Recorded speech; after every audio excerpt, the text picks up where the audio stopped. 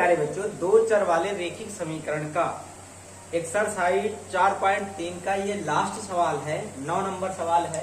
देखो आपसे क्या कह रहा है कि अमेरिका एक देश है और कनाडा जैसे देशों में तापमान को फारेनहाइट से नापा जाता है, जबकि भारत जैसे देशों में तापमान को सेल्सियस से नापा जाता है। किससे? सेल्सियस से। जैसे हमें तो आपको कोई टेम्परेचर नापना हो तो सेल्सियस से नापते हैं।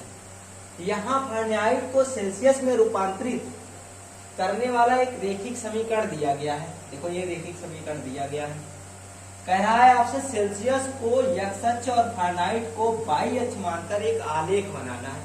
तो वेरी सिंपल है, इट इज वेरी इजी। देखिए कैसे, देखो कैसे थोड़ा हम मिटा सकते हैं। ऊपर वाला ये समीकरण रहने देते हैं और ऐसा है कि हम क्या करते हैं, एक सारणी बना लेते हैं आलेख बनाने के लिए। सबसे पहले हम क्या बनाएंगे, एक सारणी बनाएंगे।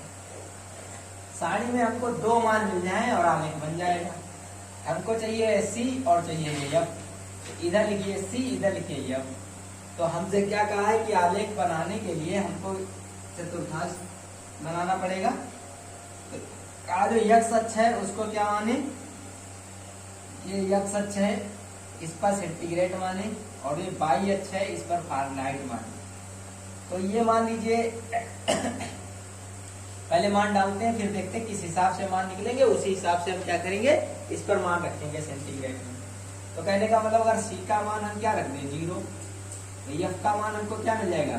तो अगर c बराबर, यहाँ पे लिख दें c बराबर 0 से रखने पर, जब c बराबर 0 रखोगे तो f बराबर आ जाएगा 9/5 गुणे 0 प्लस 32। तो ये आ जाएगा f बराबर 0 प्लस 32, तो f का मान आ जाएगा 32। तो इस तरीके से f का तो मान आ गया 32। अब यदि c का मान 5 रखते हैं, क्या रखते हैं 5, तो c बराबर ये तो हमारे हिसाब से है, जो भी रखना चाहें वो रख लेंगे। रखने पर c बराबर क्या रखेंगे, f 5, तो f बराबर क्या आ जाएगा 9/5 गुणे 5 प्लस 32। 5 से 5 कैंसिल हो गया, 32 में 9 जोड़ेंगे तो कितना आ जाएगा, 41 आ जाएगा।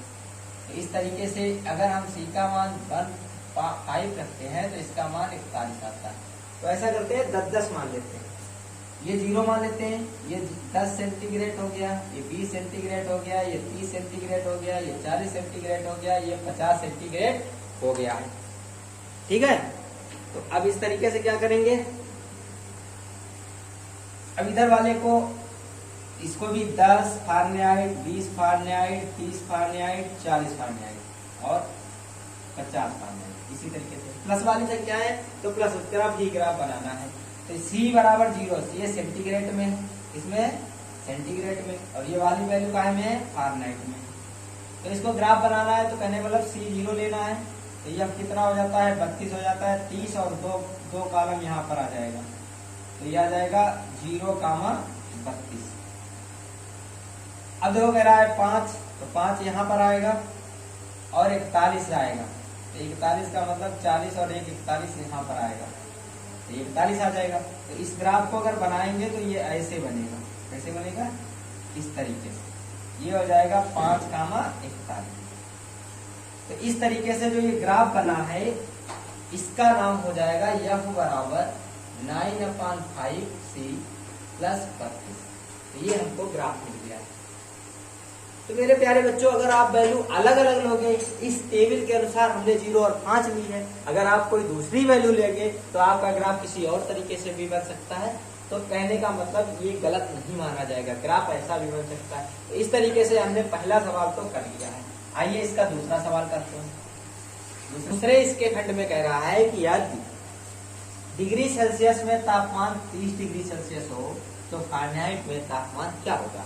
तो जो या c का मान है वो 30 डिग्री सेल्सियस है, तो यहाँ पर c का मान डिग्री सेल्सियस में डालिए, तो 9/5 इंटू हो जाएगा 30 प्लस 32।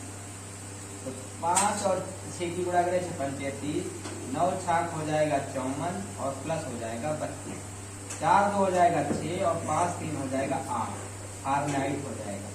तो कहने का मतलब है अगर तापमान 30 डिग्री सेल्सियस होगा टेम्परेचर अगर हमारे भारत देश में नापा जाएगा तो अगर 30 डिग्री सेल्सियस है, तो अगर अमेरिका और कनाडा देशों में उसी तापमान को हम 86 फ़ारेनहाइट कहेंगे।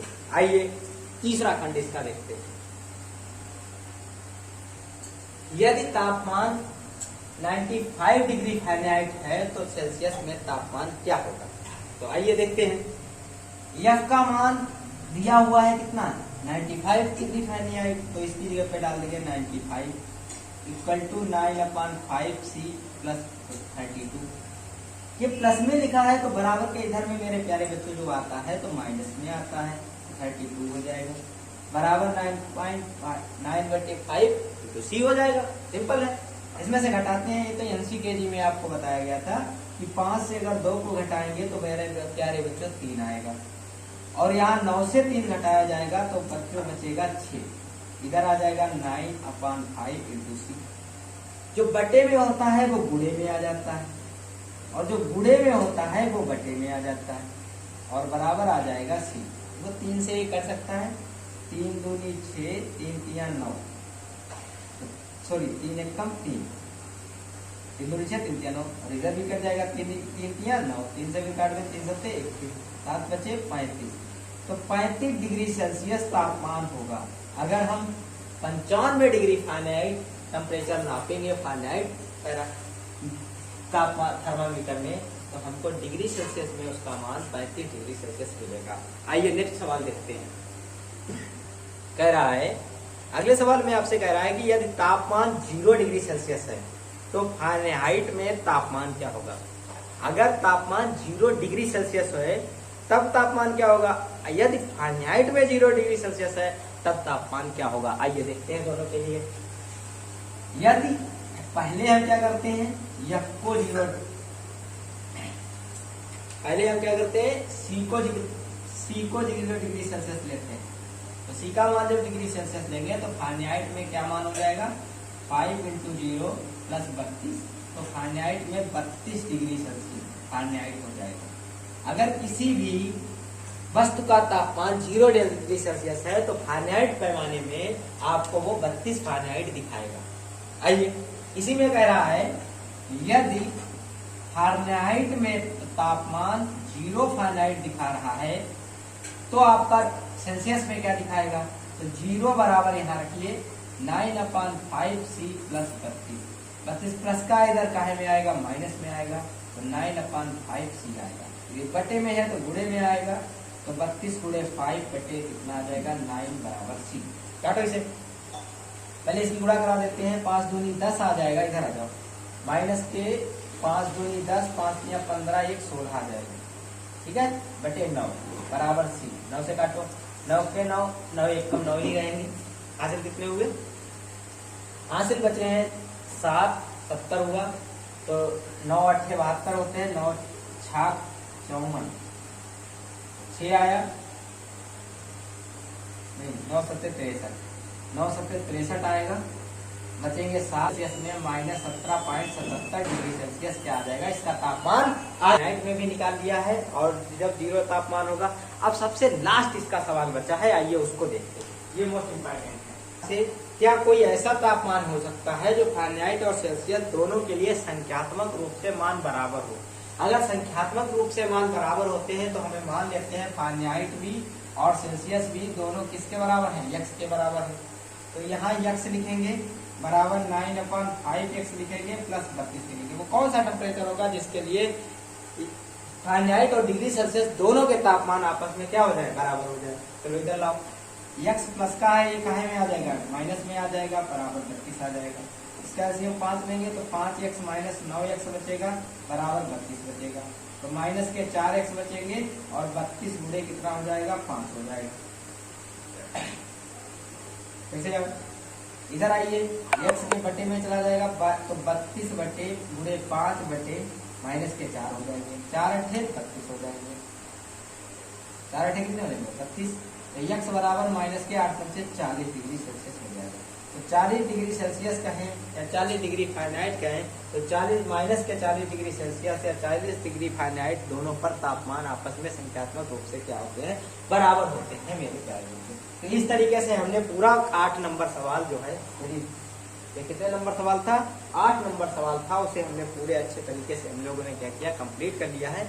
अब हम लोग सीखेंगे कि कोई भी एक्स अक्ष के समांतर रेखा कैसे खींची जाती है और वाई अक्ष के समांतर रेखा कैसे खींची जाती है, तो वो आपको नेक्स्ट वीडियो में मिलेगा। इसलिए अगर हमारे वीडियो को अभी चैनल को सब्सक्राइब नहीं किया है तो सबसे पहले चैनल को क्या करें, सब्सक्राइब करें, लाइक भी करें, और अगर किसी जरूरतमंद के पास इसे भेजना है, जिसे पढ़ना है, गणित सीखनी है, तो उसके पास मेरे प्यारे बच्चों इसे शेयर भी जरूर करें, जिससे किसी न किसी का भला हो सके।